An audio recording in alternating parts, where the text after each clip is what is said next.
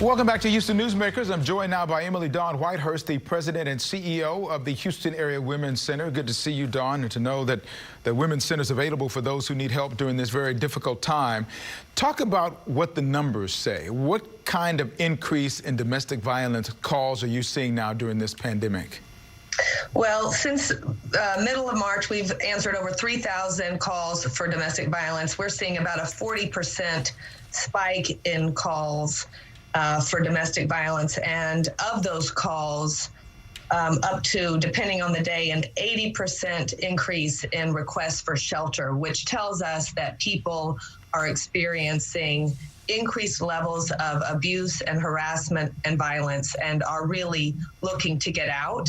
Honestly, we weren't sure if we would see that kind of spike in calls because the quarantine orders would mean that people were in contact with their abuser and isolated in situations where they may not be able to make the call safely.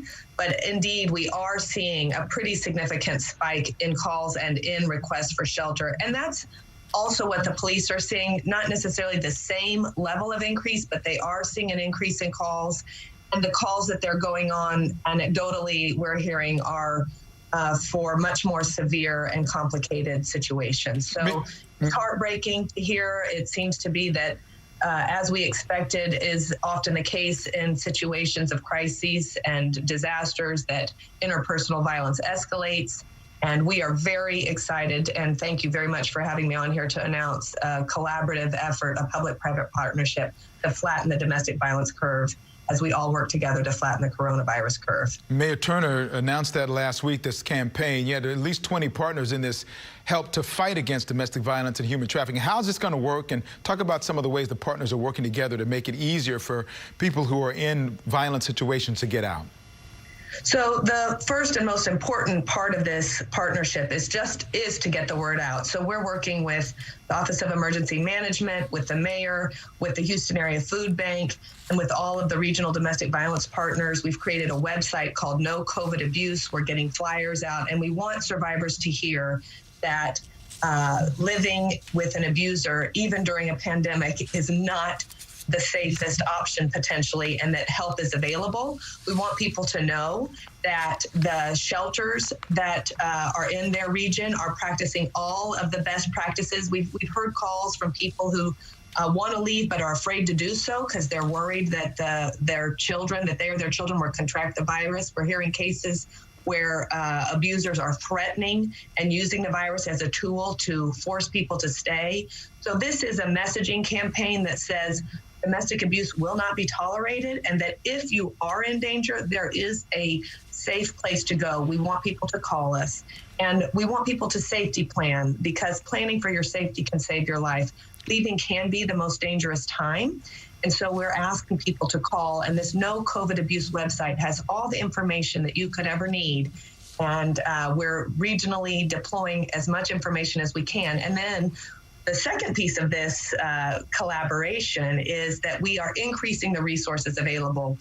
During Hurricane Harvey, when we look back, we knew that it was likely that we would see a spike in violence, but what were horrified to find out was that there was a 45% increase in homicides for women because related, we know, to the stress and the pressures and the displacement and all of the horrors that came with that horrible storm.